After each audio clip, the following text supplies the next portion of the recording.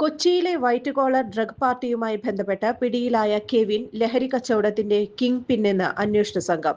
കൊച്ചി നഗരത്തിന് പുറമെ റൂറൽ പ്രദേശങ്ങളിലും ലഹരി എത്തിക്കാൻ ഇയാൾക്ക് ഏജന്റുമാരുണ്ടെന്നും കണ്ടെത്തൽ.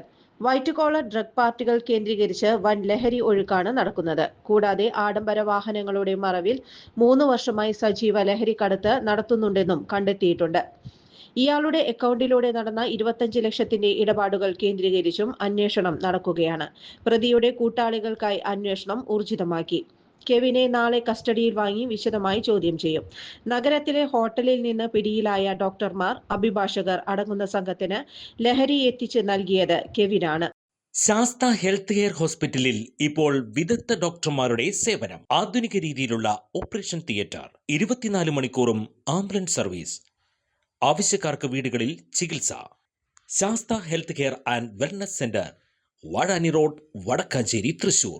ഫോൺ 8547024222. കൂടുതൽ വാർത്തകൾക്ക് ഞങ്ങളുടെ ചാനൽ സബ്സ്ക്രൈബ് ചെയ്യുക. ഫേസ്ബുക്ക് ഫോളോ അപ്പ് ചെയ്യുക. വാർത്തകൾ വേഗത്തിലറിയാൻ എനി ടൈം